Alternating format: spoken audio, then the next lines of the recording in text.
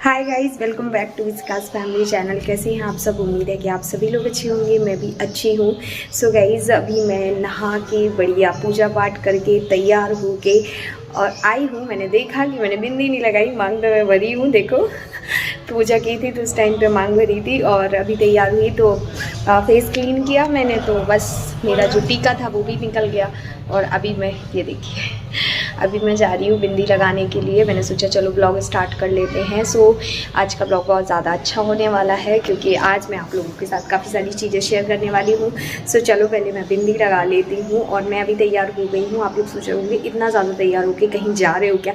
बिल्कुल भी नहीं जा रही हूँ, कहीं पर भी नहीं जा रही हूँ। लेकिन हाँ, आज तैयार हुई हूँ। थोड़ा सा अपनी स्किन पर मैंने पाउडर लगाया हुआ है, लूज़ पाउडर लगाया हुआ है, लिपस्टिक लगाई हुई है, काजल लगाया हुआ है, थोड़ा सा मस्कारा, आईब्रोज को फिल किया हुआ है क्योंकि मैं खाना बनाने के बाद बनाने वाली हूँ रील। सो इस वजह से मैंने तैयार हो गई हूँ। मैंने कहा कपड़े चेंज करूँगी और रील्स बनाऊँगी क्योंकि बहुत दिन से कोई रील नहीं बनाई। मतलब बहुत दिन से बोले तो महीनों से नहीं बनाई। सो आज स्पेशली उसके लिए टाइम निकाला हुआ है। अब देखते हैं कि टाइम तो निकाल लिया, अब इनको टाइम है बनाने का कि नहीं, क्योंकि मेरे पास कोई और नहीं है शूट करने वाला। सो चलो फटाफट से पहले हम बिंदी लगा लेते हैं, खाना बनाते हैं, फिर मिलती हूँ आपसे। खाने में मैं बहुत ही सिंपल खाना बना रही थी। कुछ ऐसा नहीं था कि मुझे रेसिपी देनी है आप लोगों को, क्योंकि मैं दाल चावल और रोटी सब्ज़ी और रात की छोले की सब्ज़ी रखी हुई थी, तो वही सब मैं करने वाली थी। तो मैंने कहा चलो कुछ रेसिपी नहीं देते हैं, जस्ट आपको किचन का दिखाते हैं कि भाई हम किचन में काम कर रहे हैं। सबसे पहले तो दाल जो मैंने पका के रख दी थी थोड़ी देर पहले, तो उसको मैं बघार रही हूँ। लहसुन प्याज से ही बघारते हो, मसाले वाली दाल बनाई है मैंने। और कई बार आप लोगों के साथ शेयर कर दी, इसलिए शेयर भी नहीं की। साइड में आप कढ़ाई में वाइट वाइट सा कुछ देख रहे होंगे, तो वो है राइस। रात में मैंने छोले की सब्ज़ी बनाई थी, तो इन्होंने बोला कि राइस खाने हैं, तो मैंने इतने सारे राइस बना लिए और बाद में खाए नहीं। तो वो राइस मैंने हल्का सा तेल डाल के उसमें जीरा डाला और उसके बाद राइस को फ्राई कर दिया। अब मैं बस यहाँ पे रोटियाँ डाल रही हूँ। आटा मैंने बहुत ज़्यादा लगा लिया था दूसरे टाइम के लिए भी। मैंने कहा चलो शाम को इससे ही रोटियाँ बन जाएंगी, क्योंकि ठंडियों का टाइम है, ख़राब तो होता नहीं है। और दाल जो हो रही है वो साइड में हो ही रही है। बस अब पापा को खाना निकालेंगे, फिर उसके बाद हम लोग भी खाना खाएंगे, क्योंकि बस ऐसा ही होता है। पापा को खाना निकालती हूँ, पापा को निकालने के बाद हम लोग डायरेक्ट खाना निकाल लेते हैं। कभी कभी ऐसा भी हो जाता है कि आधे घंटे बाद खाते हैं हम लोग खाना, डिपेंड करता है कि मतलब कितने लेट हो रहे हैं हम। इस टाइम पे तो काफ़ी लेट हो रहे थे, क्योंकि सुबह हैवी नाश्ता हो जाता है कभी कभी, तो फिर पापा 2 बजे समथिंग खाना खाते हैं, तो उस टाइम तक तो हम लोग भी खा लेते हैं खाना। और कभी कभी 12:30-1 बजे भी खा लेते हैं। और बाकी सब बहुत अच्छा चल रहा है। ये ब्लॉग का मुझे ना याद ही नहीं था कि मेरे पास ये एक ब्लॉग भी है, पर मुझे फिर याद आया कि नहीं यार, मेरे पास ये वाला ब्लॉग है तो मुझे ये पहले अपलोड कर लेना चाहिए, नहीं तो फिर आप लोगों को थोड़ा सा एक होता ना कि मिसअंडरस्टैंडिंग हो जाएगी कि ये ब्लॉग, क्योंकि आज एक बहुत ही ख़ास ब्लॉग आने वाला था, बट पहले मैं इसे अपलोड कर रही हूँ। यहाँ पे बस पापा को खाना दिया था, फिर हम लोगों ने भी खाना निकाला। इनको तो मैंने पहले ही निकाल के रख दिया था। और मंस हमें परेशान करते हैं जब हम खाना खाते हैं, मतलब ऐसा है ही नियम कि जब हम खाना खाने बैठेंगे हमारी मंस हमें ज़रूर परेशान करेंगे। सिर्फ मेरे साथ नहीं है, आई थिंक ये मोस्टली मदर्स के साथ होता है कि जब आप खाना खाने बैठते हो या कोई काम करना होता है, तभी आपका बच्चा आपको बहुत परेशान करता है, या घर में छोटा सा भी प्रोग्राम हो तब भी। यहाँ क्रिकेट चल रहा है, वहाँ कार्टून चल रहा है।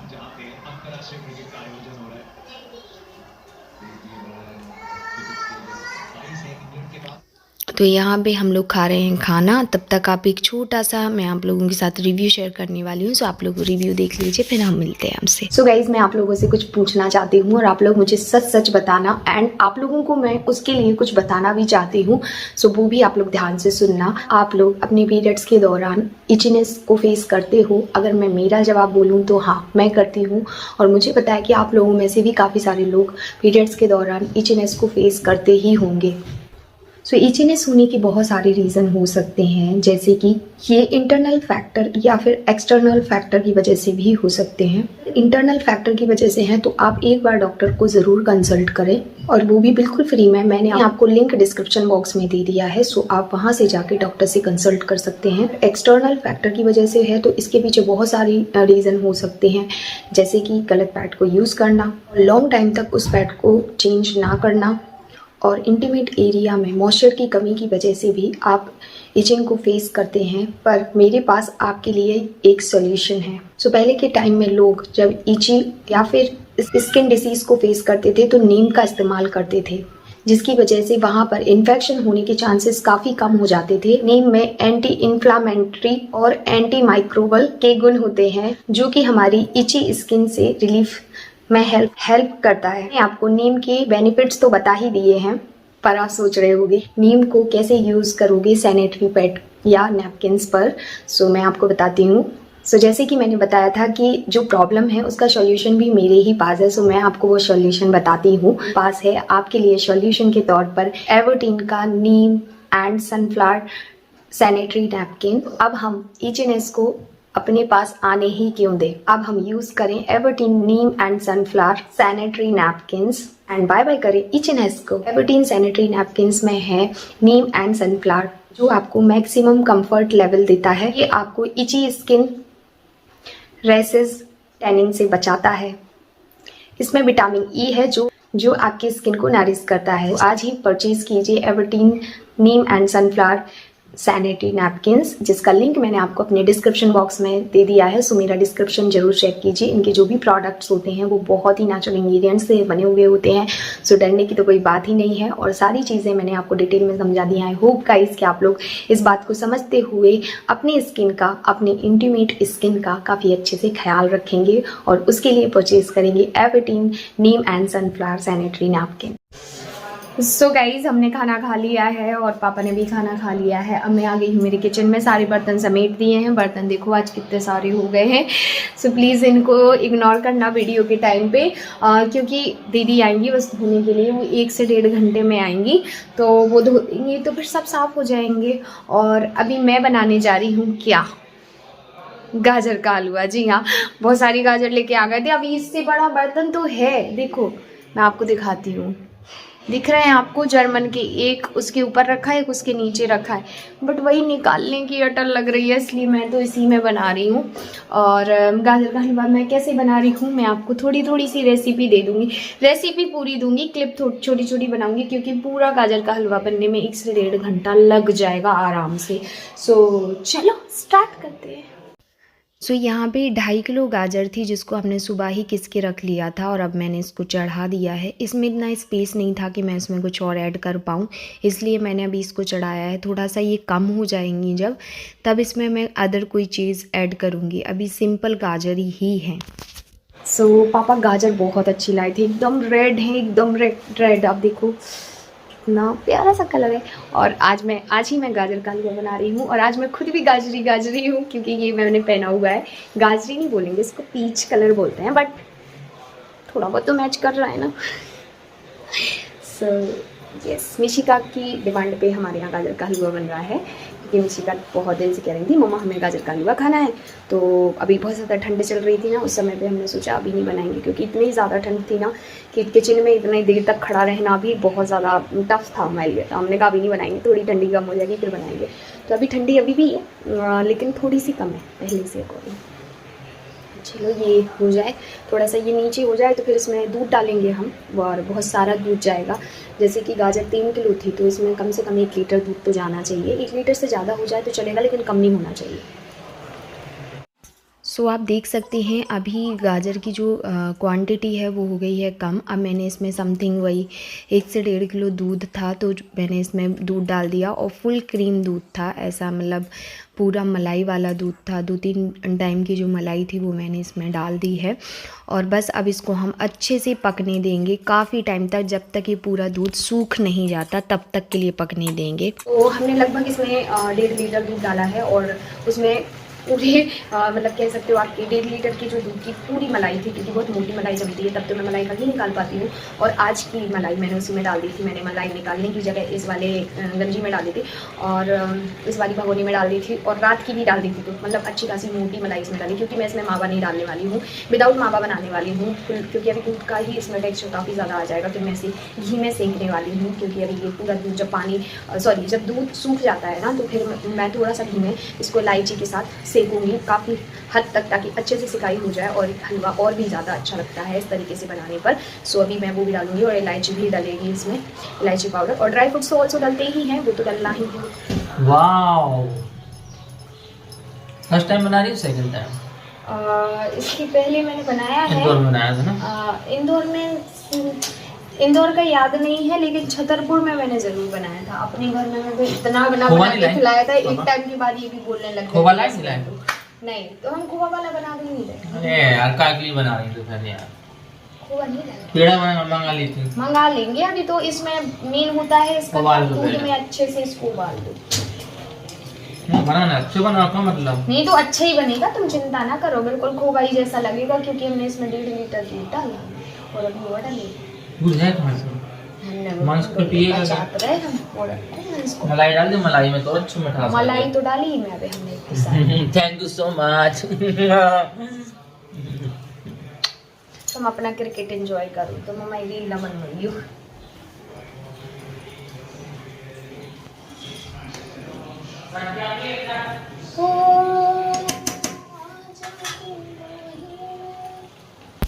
सो घर में अवेलेबल नहीं था इलायची पाउडर, तो मैंने सोचा क्यों ना मैं घर पे ही पाउडर बनाऊं। तो ऐसे शक्कर के दानों के साथ जब आप इलायची को पीसते हैं तो आसानी से जो इलायची होती है वो पिस जाती है, और ये मेरी मम्मी करती थी। तो मुझे याद आया, मैंने कहा मैं ऐसे बना सकती हूँ इलायची, और डायरेक्ट डालूँगी तो वो टेस्ट आएगा मुँह में, मतलब मोटा मोटा टेस्ट आएगा। सो यहाँ पे देखिए कितनी कम हो गई है गाजर, आधी सी कम गंजी में हो गई है। अब इसमें हम डालेंगे ये इलायची पाउडर। यहाँ पे मैंने घर का खोवा बना लिया है, 1 से 1.5 किलो दूध का मैंने यहाँ पे खोवा बनाया हुआ है, इतना निकला था। मतलब बोल सकते हो थोड़ा सा पानी रहता ही है दूध में, क्योंकि इतना प्योर कौन देता है, और क्रीम वाला दूध भी नहीं था, इसलिए मेरा ऐसे मन किया बचा है तो बना लें। अब इसमें मैंने घी डाला, जितना आपको डालना है। मैंने 100 ग्राम लगभग डाला होगा या 50 ग्राम, मुझे इतना अंदाज़ा नहीं है, पर मैंने डाला इसमें 2-3 चम्मच घी डाला। उसमें ये सारे ड्राई फ्रूट्स जो हैं, जो थे अवेलेबल घर पे, वो सारे घी में अच्छे से सेके। उसके बाद ये जो हमने दूध में जो गाजर को किया पकाया हुआ था, ये इसमें डालेंगे। और अब इसकी चलेगी असली भुंजाई, मतलब आप इसको चला चला के आपको इसको पकाना होता है। पका हुआ तो ये होता है, मतलब इसको सो गाइस, इस वाले ब्लॉग को हम कल से कंटिन्यू कर रहे हैं, और इस बीच में काफ़ी सारी चीज़ें हुई हैं। अचानक से मिसिंग मंस का शाम से तबीयत ख़राब हो गया था, क्योंकि हमें इसके लिए चाहिए था खोवा। सो हम बना रहे थे हलवा, और मैं ये बीच में ही आपको बता रही हूँ, छोटा सा मेरे पास क्लिप भी है, मैं वो भी आप लोगों के साथ शेयर कर दूँगी। सो हुआ क्या है कि मैं जब हलवा बना रही थी वो 4 साढ़े 4 बज गए थे करते करते, क्योंकि उसमें काफ़ी टाइम लग जाता है। फिर मैंने सोचा कि चलो शाम को पापा बाजार जाएंगे या ये जाएंगे, तो कोई भी जाएगा, मैं खोवा मंगा लूँगी। और इसमें क्योंकि मावा डलता है, और मैंने कहा मावा मंगा लूँगी। और मुझे कुछ ड्राई फ्रूट्स भी चाहिए थे, जैसे कि काजू था, बादाम था, बाकी चीज़ें थी, मखाना भी था, किशमिश नहीं थी, सो मुझे किशमिश वगैरह चाहिए थी, चिरौंजी किशमिश चाहिए थी। तो मैंने सोचा एक साथ सब आ जाएगा। अभी हुआ क्या है कि बस अचानक से शाम को 5:30 बजे समथिंग मंस ने ऐसे बिहेव करना स्टार्ट किया, जैसे उसे कुछ दर्द तकलीफ हो रही है, और उसने बोला भी मम्मा दर्द। तो मतलब ऐसे हाथ रख के पेट पे, मम्मा दर्द। तो मुझे लगा पता नहीं क्या हो गया और क्यों दर्द हो रहा है इसे, पर मुझे लगा शायद कुछ खा पी लिया है, मतलब बच्चे हैं, कुछ ना कुछ खाते रहते हैं, तो वो हर चीज़ उन्हें सूट नहीं करती ना, तो इस वजह से। फिर थोड़ी देर में वो दूध पिया और सो गया। फिर अचानक से उठा और इतना रोया कि क्या बताए। रोते रोते उसने एक बार वॉमिट कर दी, मुझे लगा ज़्यादा दूध पी लिया है इसलिए शायद वॉमिट कर दिया है। फिर उसके बाद पानी मांगने लगा, तो मैंने उसे पानी दिया और उसने विदिन अ मिनट्स पानी निकाल दिया। फिर ये दवाई लेके आए और दवाई दी हमने, जो दवाई हम उसे देते हैं एक्चुअली में कभी अगर वॉमिट वगैरह होती है सो वो दवाई दी। दवाई देने के बाद वो दवाई भी निकाल दी और उसके साथ जो थोड़ा सा पानी दिया था वो भी निकाल दिया। फिर हमने कुछ भी नहीं दिया। फिर उसने एक वॉमिट किया, तो मुझे लगा कि जब कुछ ना खिलाने पर भी ये वॉमिट कर रहा है, और ये सब करते करते इसको 3-4 घंटे हो गए, मतलब रात के 9 बज गए थे तब। मैंने कहा कि नहीं, अब डॉक्टर को दिखाना जरूरी है। पापा तो पहले ही बोल रहे थे कि थोड़ा सा रिलीफ हो जाए, सुबह डॉक्टर के पास लेके चलेंगे, इतने टाइम तो कौन ही डॉक्टर मिलेगा। तो हमने कहा ठीक है कोई बात नहीं। और मुझे स्टार्टिंग में जैसे मैंने बोला कि मुझे ऐसा लग रहा था कि शायद थोड़ा बहुत कुछ खाने पीने से हुआ है, पर मुझे नहीं पता था कि चीज़ें क्या हो रहा है क्या नहीं हो रहा है। मतलब इतनी आप भविष्यवाणी नहीं कर सकते हो कि क्या तकलीफ है बच्चे को। सो ये पता होता है कि तकलीफ है। तब हम 10 बजे समथिंग इसको डॉक्टर के पास लेके गए। तब तक हमने कोई खाना नहीं खाया था, खाना बन चुका था लेकिन खाया नहीं था। और 10 बजे डॉक्टर के पास गए, कोई डॉक्टर नहीं मिला, कोई भी डॉक्टर नहीं मिला। दुआ डॉक्टर के पास गए, एक सोनू करके कोई डॉक्टर है वहाँ गए, एक यहाँ पे जितने डॉक्टर्स हैं खासतौर से चाइल्ड के लिए वहाँ गए, मिशन में गए। और हमने जब देखा उसके पेट पे हाथ घुमा के तो एक जगह कुछ अड़ रहा था, तो हमें लगा ऐसा तो नहीं कुछ खा लिया हो और हम ध्यान ना दे पाए हों। सो एक्सरा करवाना था सरकारी अस्पताल में, या तो होता या फिर मिशन में होता। सो हम मिशन में लेके गए, वहाँ पे हमने एक्सरा करवाया बड़ी मुश्किल में, तो वहाँ एक्सरा हुआ। एक्सरा में कुछ भी समझ में नहीं आया। फिर एक डॉक्टर है दमोह अस्पताल, हाँ, जो कि ऑल टाइम ओपन रहती है। सो वहाँ गए, वहाँ पे इमरजेंसी के लिए एक डॉक्टर बैठा हुआ था। उन्होंने देखा और उन्होंने दवाई दी। वो दवाई लाया और उन्होंने बोला कि हो सकता है इसके पेट में कीड़े हों, जिसको कुछ और भी बोलते हैं। सो उसकी दवाई दी, वो दवाई हमने खिलाई और उसने फिर वॉमिट कर दी। फिर हमने कुछ नहीं खिलाया। बीच बीच में उसने पानी दे दो मम्मा, पानी पीना हो, ये सब करते 12 बजे गए थे, हम घर आए थे जब। और फिर पानी आनी पिलाया उसको, जितनी बार पानी पिला रहे थे उतनी बार वॉमिट कर रहा था। सुबह 5 बजे उसकी वॉमिट ठीक हुई है। और उसके बाद फिर हम ने अपॉइंटमेंट 11 बजे लिया है। सो अपॉइंटमेंट सो पता चला कि 11 बजे 12 बजे डॉक्टर बैठेंगे। सो हमने 12 बजे की अपॉइंटमेंट ली, दिखवा के आए। 12 बजे ना बैठ के वो 1:30 बजे बैठे। बड़ी मुश्किल में वहाँ पे ट्रीटमेंट हुआ, सोनोग्राफी करवाई, उसमें भी कुछ नहीं निकला। फिर लास्ट में यही हुआ कि कुछ हो गया होगा, रात में दिक्कत हो गई होगी जिसकी वजह से बच्चे को पच नहीं रहा था। खूब सारी दवाइयाँ मिली, अब वो दवाइयाँ खिला रहे हैं। फाइनली इवनिंग हो गई है। खाना पीना 3 बजे खाया, रात में खाना नहीं खाया, सुबह नाश्ता नहीं किया, दोपहर का खाना 3 बजे खाया। और अब जाके शाम के 6 बज रहे हैं, दिया बत्ती करके आई हूँ मैं अभी के अभी। दिन का सुबह पूजा पाठ कुछ भी नहीं हुआ था। और अब जाके मैं सोच रही हूँ कि हलवा को हम पूरा करते हैं, क्योंकि आधी पे रखा हुआ था। सो मैंने घर पे ही मावा बना लिया, क्योंकि फिर मैंने किसी को कुछ नहीं बोला। क्या ही बोलूँ किसी को कि जाओ ये लिया वो लिया। सच बताऊँ ना, घर में अगर बच्चा बीमार होता है तो सब परेशान हो जाते हैं। हम लोग सब परेशान हैं और बहुत ज़्यादा परेशान हैं। बट फाइनली सब कुछ ठीक है, बच्चे को कुछ भी दिक्कत नहीं है। हमें लग रहा था बस बार बार एक ही चीज़ दिमाग में आ रही थी, माता रानी कुछ खा ना लिया हो उसने। अगर कुछ खा लिया होगा तो कितनी सारी प्रॉब्लम हो जाएगी। और आप लोग हमेशा बोलते हो ना, दी आप इतने इनरेगुलर होते हो, दी आप, हमें कोई ना कोई प्रॉब्लम लगी होती है, हमें खुद भी नहीं पता हमारे साथ होता क्या है। कुछ ना कुछ जरूर लगा रहता। अभी मैं बीमार हुई, मैं थोड़ी सी ठीक हुई हूँ, मैं अपने काम पे थोड़ा सा फोकस करने की कोशिश करती हूँ, कुछ ना कुछ गड़बड़ हो ही जाता है। आपके सामने प्रूफ है कि मंच में हम कल से आज तक जितना परेशान हुए, हमें पता है पूरी रात हमारी ऐसी निकल गई। हमने एक आंख बंद करके नहीं देखा कि नींद क्या होती है। सुबह जब वो 5 बजे सोया है, जब जाके हमें ऐसा लगा कि हम अब आंख बंद करके लेट सकते हैं, तब भी दिमाग में बार बार यही चल रहा था, वो वॉमिट ना कर दे, वो वॉमिट ना कर दे, वो वॉमिट ना कर दे। सो ऐसी लाइफ। मंच का है ये है मंच, कितनी बड़ी है, कितनी है गिनना? फिर नाक में जा रही।